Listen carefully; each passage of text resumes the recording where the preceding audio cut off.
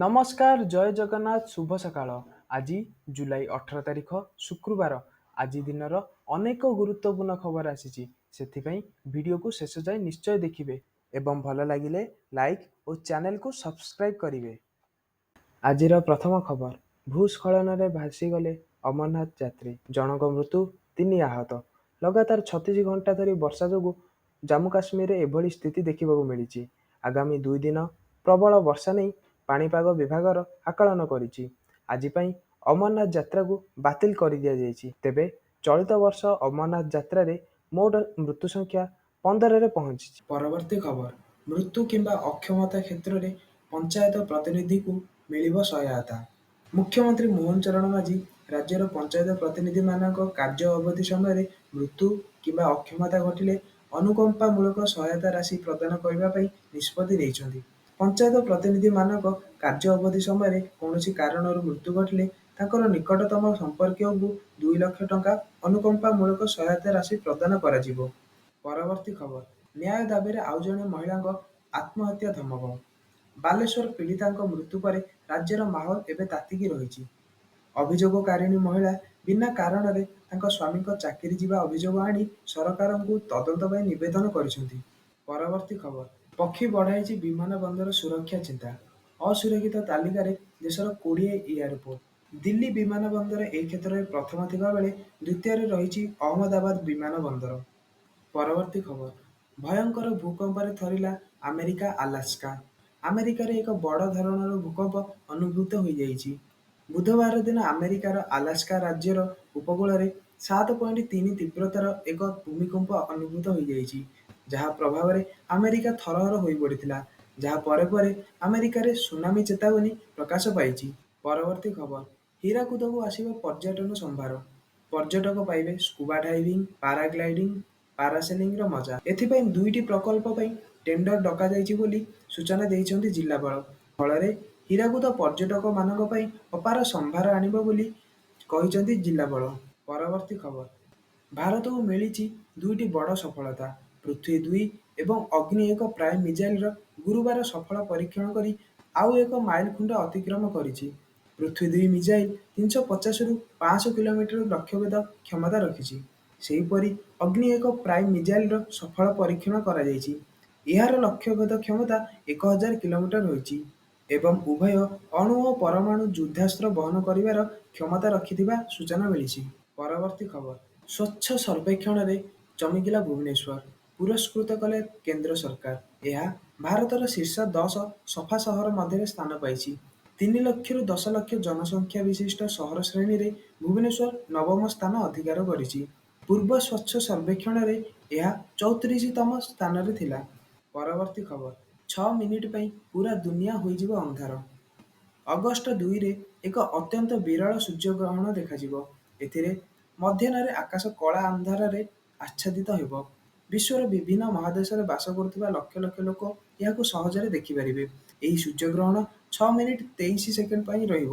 ଦିବାଲୋକ ଅନ୍ଧାରରେ ଚାଲିଯିବ, ଯାହା ପରବର୍ତ୍ତୀ 100 ବର୍ଷ ପାଇଁ ଅର୍ଥାତ୍ 2114 ପର୍ଯ୍ୟନ୍ତ ଆଉ ଦେଖାଯିବ ନାହିଁ। ପରବର୍ତ୍ତୀ ଖବର, 125 ୟୁନିଟ୍ ବିଜୁଳି ମାଗଣାରେ ମିଳିବ। 14 କୋଟି ଜନତାକୁ ବଡ଼ ଉପହାର ଦେଲେ ମୁଖ୍ୟମନ୍ତ୍ରୀ। ବିହାର ମୁଖ୍ୟମନ୍ତ୍ରୀ ନୀତିଶ କୁମାର 1 ଅଗଷ୍ଟ 2025ରୁ ସମସ୍ତ ଘରୋଇ ଗ୍ରାହକଙ୍କୁ 125 ୟୁନିଟ୍ ପର୍ଯ୍ୟନ୍ତ ମାଗଣା ବିଦ୍ୟୁତ୍ ଯୋଗାଇ ଦେବା ପାଇଁ ଘୋଷଣା କରିଛନ୍ତି, ଯାହା ରାଜ୍ୟର ମୋଟ 1,67 ଲକ୍ଷ ପରିବାରଙ୍କୁ ସିଧାସଳଖ ଲାଭ ଦେବ। ପରବର୍ତ୍ତୀ ଖବର, 21ରେ ମୁଖ୍ୟମନ୍ତ୍ରୀଙ୍କ ଅଭିଯୋଗ ଶୁଣାଣି ବନ୍ଦ। ଏନେଇ ସାଧାରଣ ପ୍ରଶାସନ ଓ ସାଧାରଣ ଅଭିଯୋଗ ବିଭାଗ ପକ୍ଷରୁ ସୂଚନା ଦିଆଯାଇଛି। ପରବର୍ତ୍ତୀ ଅଭିଯୋଗ ଶୁଣାଣିର ତାରିଖ ଜନସାଧାରଣଙ୍କୁ ଖବରକାଗଜ ଓ ଅନ୍ୟ ଗଣମାଧ୍ୟମ ଜରିଆରେ ଜଣାଇ ଦିଆଯିବ ବୋଲି କୁହାଯାଇଛି। ପରବର୍ତ୍ତୀ ଖବର, ପୁଣି ଚିନ୍ତା ବଢ଼ାଇଲା ସୁନା ଦର। ଦିନକୁ ଦିନ ବଢ଼ି ଚାଲିଛି ସୁନା ଦର। 24 କ୍ୟାରେଟ୍ 10 ଗ୍ରାମ ସୁନା ଦାମ 99,330 ଟଙ୍କା ରହିଛି। ଗତକାଲି 99,280 ଟଙ୍କା ଥିଲା। ଏଥିରେ 50 ଟଙ୍କା ବୃଦ୍ଧି ପାଇଛି। ପରବର୍ତ୍ତୀ ଖବର, ସପିଂ ମଲ୍ରେ ନିଆଁ ଲାଗି 50 ମୃତ। ଇରାକର ଏକ ସପିଂ ମଲ୍ରେ ନିଆଁ ଲାଗି ପ୍ରାୟ 50 ଜଣଙ୍କ ଜୀବନ ଚାଲିଯାଇଛି। ଏହି ଅଘଟଣ ଇରାକର ଅଲ୍ କୁଟର ସୁପରମାର୍କେଟରେ ଘଟିଛି। ନିଆଁ ଲାଗିବାର ଅନେକ ଫଟୋ ସୋସିଆଲ ମିଡିଆରେ ମଧ୍ୟ ସେୟାର କରାଯାଇଛି। ମଲ୍ରେ ନିଆଁ ଲାଗିଥିବାରୁ ଏଯାଏ 50 ଜଣଙ୍କ ମୃତ୍ୟୁ ହୋଇଥିବା ବେଳେ ମୃତକଙ୍କ ସଂଖ୍ୟା ଆହୁରି ବୃଦ୍ଧି ପାଇପାରେ। ପରବର୍ତ୍ତୀ ଖବର, ବରିଷ୍ଠ ନାଗରିକ ତୀର୍ଥଯାତ୍ରା ଯୋଜନାର ଶୁଭାରମ୍ଭ। ଆଜିଠୁ ଅନଲାଇନ୍ ଓ ଅଫଲାଇନ୍ ପଞ୍ଜୀକରଣ। ଏହି ଯୋଜନାରେ 60ରୁ 75 ବର୍ଷ ବୟସ୍କ ନାଗରିକଙ୍କୁ ଜାତି, ଧର୍ମ ନିର୍ବିଶେଷରେ ମନୋନୟନ କରାଯାଉଛି। ବରିଷ୍ଠ ନାଗରିକ ଦମ୍ପତିଙ୍କ କ୍ଷେତ୍ରରେ ଯେ କେହି ଜଣେ 60ରୁ ଉର୍ଦ୍ଧ୍ୱ ବୟସ୍କ ହେବା ଆବଶ୍ୟକ। 70ରୁ 75 ବର୍ଷର ବରିଷ୍ଠ ନାଗରିକମାନେ ଯାତ୍ରା ସମୟରେ ନିଜ ସାଙ୍ଗରେ 18 ବର୍ଷରୁ ଉର୍ଦ୍ଧ୍ୱ ଜଣେ ବ୍ୟକ୍ତିଙ୍କୁ ସହାୟକ ଭାବେ ନେଇପାରିବେ। ପ୍ରତ୍ୟେକ ପର୍ଯ୍ୟାୟର ତୀର୍ଥଯାତ୍ରା ଅବଧି ହାରାହାରି 5 ରାତି 6 ଦିନ ମଧ୍ୟରେ ସୀମିତ ରହିବ। ପରବର୍ତ୍ତୀ ଖବର, ୟୁଆଇଡିଏଆଇର ବଡ଼ ନିଷ୍ପତ୍ତି। ଏପର୍ଯ୍ୟନ୍ତ 1,17,00,000ରୁ ଅଧିକ 12 ଅଙ୍କ ବିଶିଷ୍ଟ ଆଧାର ନମ୍ବରକୁ ନିଷ୍କ୍ରିୟ କରାସାରିଛି। ଏହି ପଦକ୍ଷେପ ଏଥିପାଇଁ ନିଆଯାଇଛି, ଯାହାଦ୍ୱାରା ମୃତ୍ୟୁବରଣ କରିଥିବା ଲୋକଙ୍କ ଆଧାର ନମ୍ବରର ଅପବ୍ୟବହାର ହୋଇ ନ ପାରିବ। ପରବର୍ତ୍ତୀ ଖବର, ବ୍ରିଟେନରେ ଏବେ 16 ଓ 17 ବର୍ଷର ପିଲା ବି ଦେଇପାରିବେ ଭୋଟ। ସଂଶୋଧନ ହେବ ଆଇନ। ଏଣୁ ଆଗାମୀ ସାଧାରଣ ନିର୍ବାଚନରେ ବ୍ରିଟେନର ସବୁ 16 ଓ 17 ବର୍ଷ ବୟସ୍କଙ୍କୁ ଭୋଟ ଦାନର ଅଧିକାର ମିଳିବ ବୋଲି ସରକାର ଘୋଷଣା କରିଛନ୍ତି। ପରବର୍ତ୍ତୀ ଖବର, 2-3 ମାସରେ ଶସ୍ତା ହୋଇପାରେ ପେଟ୍ରୋଲ। କେନ୍ଦ୍ରମନ୍ତ୍ରୀ ଦେଲେ ବଡ଼ ସଂକେତ। ଦେଶରେ କମିପାରେ ପେଟ୍ରୋଲ ଡିଜେଲ ଦାମ।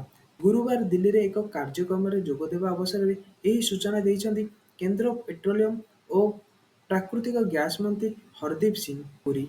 ପରବର୍ତ୍ତୀ ଖବର, ଦଳାଚକଟା ପାଇଁ ଆରସିବିକୁ ଦାୟୀ କଲେ କର୍ଣ୍ଣାଟକ ସରକାର। ହାଇକୋର୍ଟରେ ରିପୋର୍ଟ ଦାଖଲ। ରହିଛି ବିରାଟ କୋହଲିଙ୍କ ନାମ। ବେଙ୍ଗାଲୁରୁରେ ଆରସିବି ବିଜୟ ଉତ୍ସବ ସମୟରେ ଦଳାଚକଟା ମାମଲାରେ ହାଇକୋର୍ଟରେ ବିସ୍ତୃତ ରିପୋର୍ଟ ଦାଖଲ କରିଛନ୍ତି କର୍ଣ୍ଣାଟକ ସରକାର।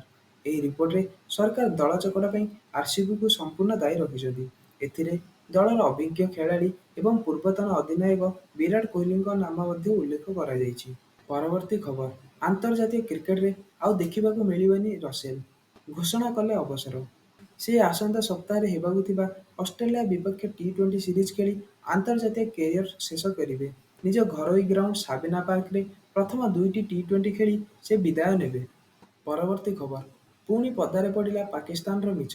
ପାକିସ୍ତାନୀ ଗଣମାଧ୍ୟମ ପୁଣି ଥରେ ସାରା ବିଶ୍ୱରେ ମିଛ ପ୍ରଚାର କରିବା ମାମଲାରେ ଫସିଯାଇଛି। ଅସିମ ମୁନିରଙ୍କ ଆତିଥ୍ୟ ପରେ ଏବେ ସେପ୍ଟେମ୍ବରରେ ଆମେରିକା ରାଷ୍ଟ୍ରପତି ଡୋନାଲ୍ଡ ଟ୍ରମ୍ପ ଇସଲାମାବାଦ ଗସ୍ତ କରିବେ ବୋଲି ପାକିସ୍ତାନ ଗଣମାଧ୍ୟମ ଦାବି କରିଥିଲା।